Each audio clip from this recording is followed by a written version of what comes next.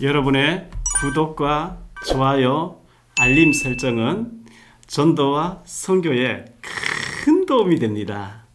사랑하고 존경하는 미자리교회 목사님 그리고 사모님 그리고 전도하고 싶으신 성도 여러분 안녕하세요. 박용배 TV의 박용배 목사입니다. 오늘은 하늘이 땅보다 높은 가치 이런 제목으로 좀 말씀을 잠시 전하겠습니다. 성경 이사야서 55장 8절로 9절에 보면 이는 내 생각이 너희 생각과 다르며 내 길은 너희의 길과 다름이니라 여호와의 말씀이니라. 이는 하늘이 땅보다 높은 같이 내 길은 너희의 길보다 높으며 내 생각은 너희의 생각보다 높음이니라. 저는 청소년 시절에 대만 출신 사람 화교가 운영하는 만두집 주방에서 일을 하였습니다. 그래서 저는 결혼하면 만두와 찐빵을 만들어 팔고 하는 조그마한 분식점을 운영해야지 하는 소망을 가지고 있었습니다. 그러나 하나님께서는 저에게 공부를 하게 하셔서 목회자가 되기를 원하셨습니다. 근데 저는 하나님의 계획을 따르지 않고 모르니까요. 저의 고정관념이 너무 강하게 자리를 잡고 있었고 저의 생각이 너무 강하게 있어서 그 틀을 깨고 생각을 깨트려야 했습니다. 제가 가지고 있는 잘못된 고정관념을 비우고 내려놓아야 하는데 안 바꾸니까 하나님께서는 그것을 깨트리실 때 저는 막 힘들어했고 울었고 괴로워하고 아파하고 고통스러워했지요. 지금 생각해보면 참 감사한 일인데 말입니다. 그때는 몰라서 아파하고 이렇게 괴로워했어요. 오늘은 제가 20세 때 주일학교 전도사로 이제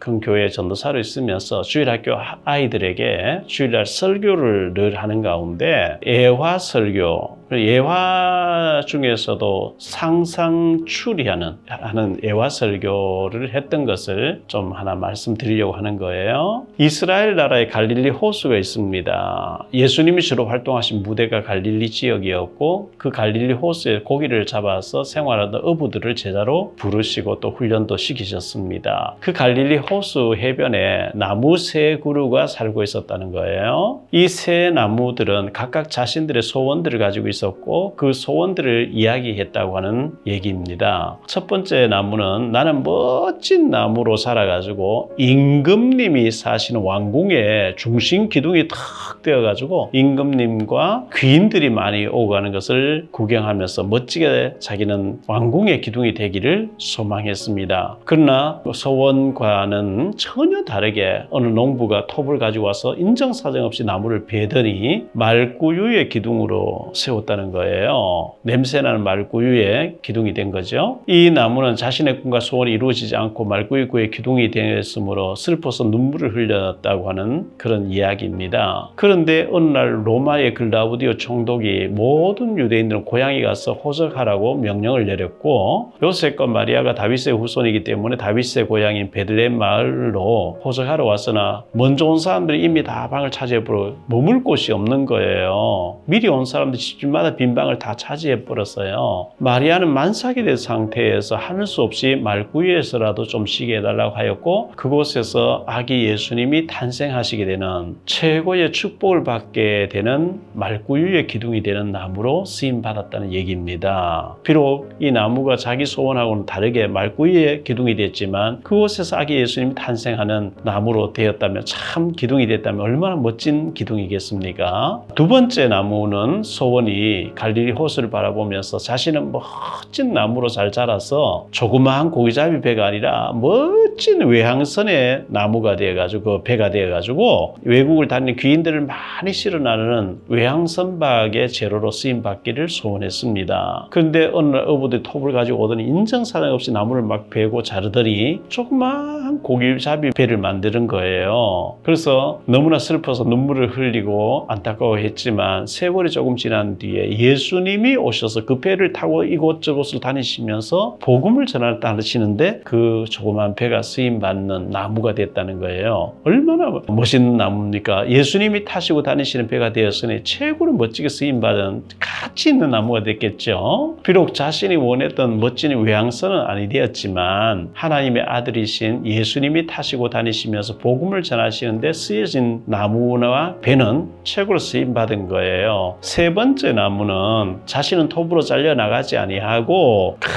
큰 나무로 자라서 큰 그늘을 가지고 무더운 날씨에 많은 사람들이 지쳐가지고 자신의 그늘 아래 와서 세상에 재미난 이야기를 많이 나누면서 쉬다가 가는 그런 그늘을 주고 쉼을 주는 큰 나무로 오래오래 살기를 소원했었습니다. 그러나 어느 날 톱을 가지고 사람들이 오더니만은 인정사정 없이 나무를 잘라가지고 가더니만은 가장 세상에서 흉악한 사형수들을 사형시킬 때 쓰는 십자가 틀로 만들어버린 것입니다. 세 번째 나무는 너무너무 슬퍼서 눈물을 톡톡 흘리면서 슬퍼했답니다. 그런데 웬일입니까? 그 십자가에 우리 예수 그리스도께서 못 박혀 죽으시고 부활하심으로 인간들의 죄 문제를 해결해 주시는데 사용되는 최고의 나무가 된 것이지요. 십자가 틀이 된 거죠. 이것은 상상해서 지어낸 애화 설교입니다. 나무가 무슨 말할 리도 없겠고 그러나 멋진 애화라고 생각되어집니다. 왕궁의 기둥도 좋지만 냄새난 말구유의 기둥이 되었는데 그곳에서 아기 예수님 탄생하셨다면 얼마나 멋진 기둥입니까? 멋진 외항선에 배가 되어가지고 멋있는 귀인들을 외국 다니는 사람들을 태어나는 것도 좋지만 조그마한 배로 고기잡이 배였는데 예수님이 타시고 이 마을 해변가로 저 해변가 다니시면서 복음전을 다니시면서 사용하는 그런 배가 됐다는 얼마나 멋진 배가 되겠습니까? 나무가 잘려나가지 않고 멋진 그늘을 주는 많은 사람들에게 쉼을 주는 그런 나무로 오래오래 살기를 원했는데 사형수를 못 박아 죽이는 사형당하는 데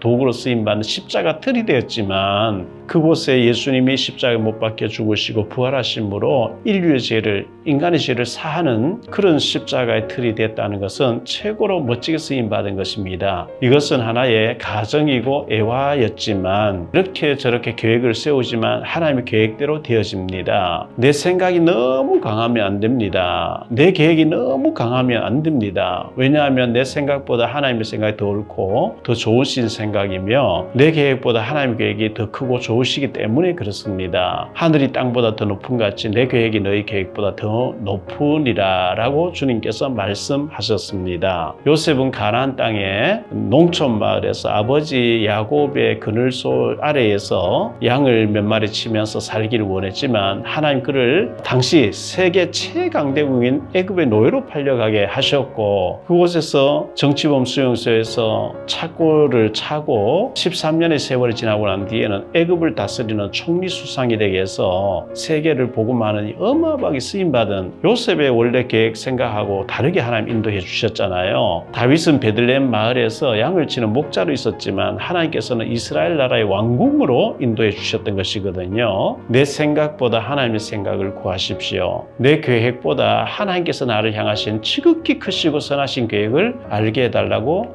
구하십시오. 우리에게 향하신 하나님의 인자하심이 복음송 있잖아요. 우리에게 향하신 여호와의 인자하심이 크고 크도다 크시도다 크고 크도다 크시도다. 저는 제 이름을 붙여서 용배에게 향하신 여호와의 계획하심이 크고 크도다 크시도다 크고 크도다 크시도다. 우리에게 향하신 여호와의 축복하심이 크고 크도다 크시도다 크고 크도다 크시도다. 우리 자녀 향하신 여호와의 인자하심이 크고 크도다 크시도다 크고 크도다 크시도다. 우리 가정을 향하신, 우리 교회를 향하신, 대한민국을 향하신, 저 북한을 향하신, 237 나라를 향하신, 5천 종족을 향하신 여호와의 계획이 크고 크시도다 크시도다. 우리가 이것을 고백하고 내 계획 내려놓고 하나님의 언약을 붙잡는, 하늘이 땅보다 높은 것 같이 네 계획보다 하나님이 너를 향한 계획이 더 크다고 하는 이 말씀에 전적으로 아멘하고 순종하면서 하나님의 크신 계획에 쓰임 받으시는 저와 여러분 되시기를 예수님 이름으로 축복합니다. 사랑합니다. 다음 시간 또 뵙겠습니다. 여러분의 구독과 좋아요, 알림 설정은 전도와 선교에 큰 도움이 됩니다.